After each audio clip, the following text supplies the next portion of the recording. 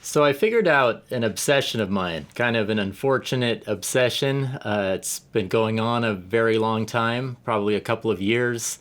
I was late coming to Tangerine Dream and their soundtracks.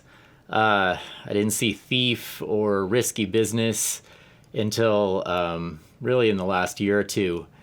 And they're very interesting. You know, they use a lot of sequencers and synthesizers.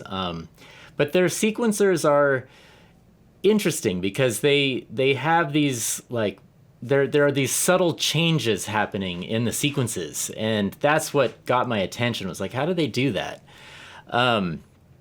So in Risky Business, I listened through a few bars, and I'll show you here. And I transcribed all the layers that I could hear. So we have this kind of bass layer here, mostly going in octaves, but with these little steps, so this little F before the octave there. But it's otherwise just an 8-step sequence. And then we have this kind of melodic thing happening here that actually spans 2 measures. It has, we'll listen to it in a second. And then there's this like kind of random layer, and then there's this high little clave layer up here. So just to give you a quick listen.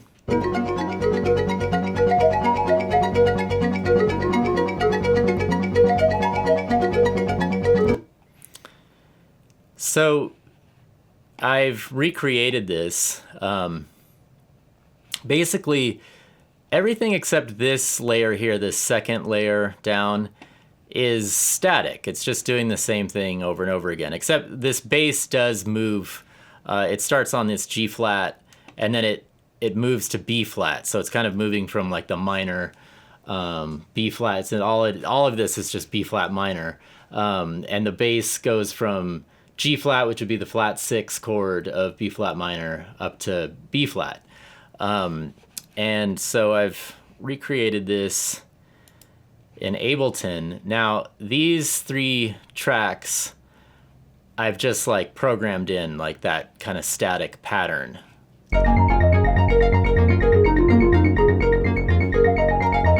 So we have our bass layer here, this thing down here. And every now and then it'll change. There it goes to B flat.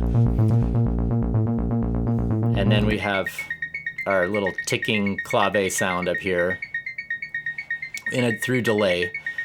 And then we have this little kind of melodic motif that's 2 bars long. And then it, you know, here.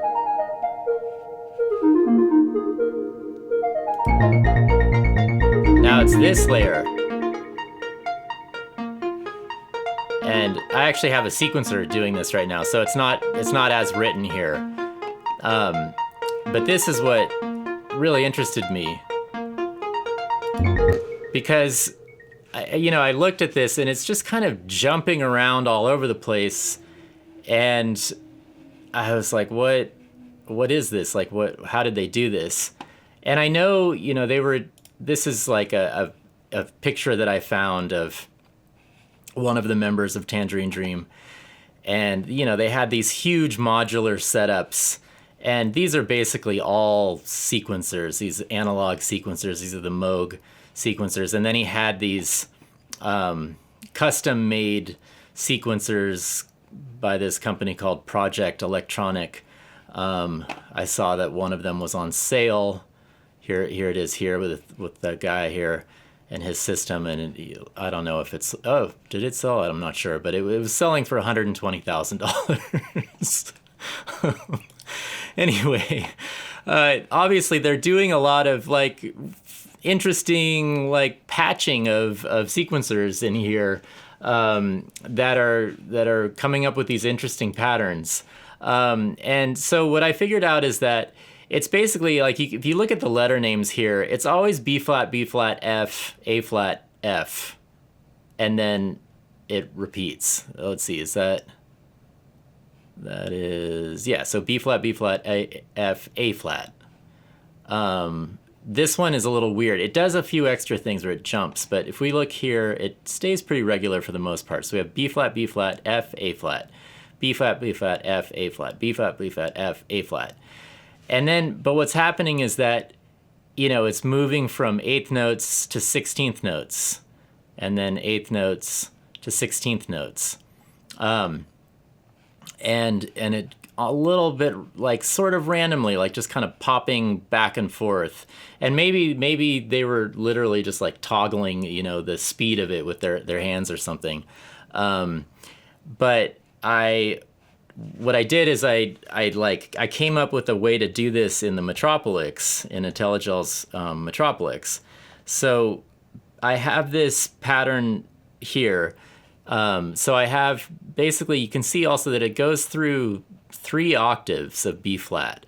So I have the B flat, I have one B flat here, and then I have a B flat an octave down, and then I have an F up from there, and then an A flat up from there. And then I go up to that 3rd octave B flat, and then I run through that pattern up and through that octave, and then it comes back to the original octave. So it's 8 stages moving through kind of 2 registers. You know, you have this kind of lower register, and then you have this upper register up here. And then what I did is I had, so that's running through. Then I have a modulation layer, and what I'm doing is you can see here the clock divider. So you can see if I go to here, and then what do I have to do? I like hit this twice. Yeah. Okay. So you can see I have the clock. I'm dividing. I'm pulling the clock down. Like the clock kind of looks like. Let's see. Where's the clock? Oh yeah, the divider.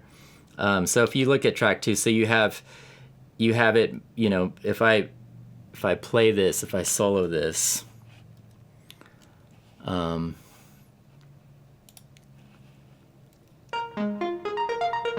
So this is just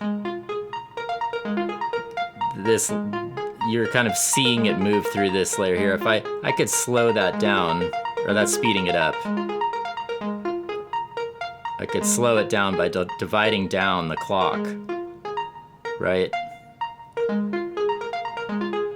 So that's the sequence itself, but then I have this modulation layer, and it's moving. You can see the clock is divided much down a lot, so it's just moving slowly. But what it's doing is every time it hits one of these red stages, it's actually